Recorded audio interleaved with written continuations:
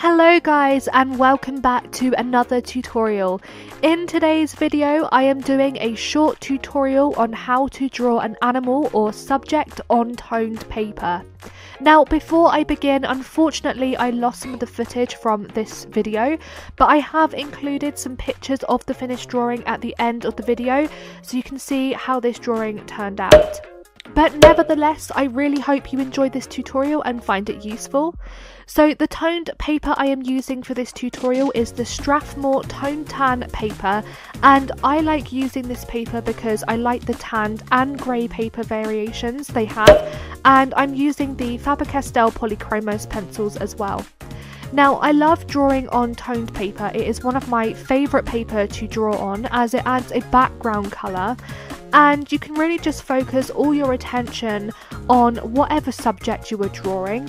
However, drawing on toned paper can be a little bit tricky, and some artists struggle with drawing on toned paper, but I am here to help, and I'm going to give some helpful tips and techniques for how you can draw on toned paper. Okay, so the first thing that you need to bear in mind is that toned paper is a much darker value than white paper. So with white paper, you want to focus more on building up all of your midtones and dark tones because you already have the light tones. The light tones are the white areas. But with toned paper, you have that natural and mid value already. So what you need to do is make sure that you are building up on those mid-tones, but also making sure that you have those light tones for your highlights and the dark tones for your shadows. So basically, the most important thing for you to remember when drawing on toned paper is your values. You want to make sure that you have light, mid and dark values, and something that really helps me to break that all down is by using a 5-step value scale. So going from light to dark, my 5-step value scale goes from number 1, which is your highlights. So highlights are the brightest part of your drawing, so they are like your bright areas, perhaps highlights in the eyes, the whiskers, that sort of thing. Step number 2 is your light areas or your light source. So those areas are where you have some really light areas on the drawing, but they also aren't completely white or they're not classed as highlights. Maybe you are drawing a portrait and one side of their face is lighter. So for example, maybe the sun is hitting them, so that part of their skin is much lighter in colour. Those areas are going to be lighter in comparison to areas that are more shadowed and darker. Step 3 is our midtones. So by midtone I mean our tones that are in between the lightest and darkest tones, or tones that are very neutral. So they are neither light nor dark, they just act as a middle ground between the two of them. I would actually consider this paper, the Tone Tan paper, as our midtones. So this paper actually falls under step 3 of my value scale. We also have step 4, and those areas are our shadows. So any areas that are in shadow are going to appear darker than areas that are not in shadow. So like I said for step 2, which are our light areas, the shadowed areas will appear much darker than those light areas. Lastly on my value scale list is step 5, and step 5 is the darkest parts of a drawing. So they are the areas that are really dark. Perhaps for example the pupil of the eye, which is mostly black. So you would be really intensifying the dark values in those areas. You really need to make sure that when you are drawing on toned paper you follow the 5-step value scale, because you need to make sure that you have enough variation in your values. So ordinarily, when you are drawing on white paper, the white paper would normally be your lightest value because that's what you're drawing on. So you would need to make sure that the white paper would be showing through or preserved in specific areas. But with toned paper, your value would be midtones. So it's really important that you focus in getting in all of those light values and dark values instead. So what I do is I use the mid-toned paper as a base, and I like to add in some slightly lighter and slightly darker tones to build up on the values in the paper.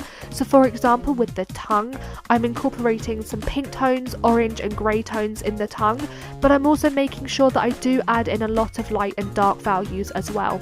I'm leaving some of the areas free of pencil too, so that some of the paper can show through, because as I said, the tanned paper is our midtones and we need midtones so it helps us to slowly transition from our lightest to darkest tones.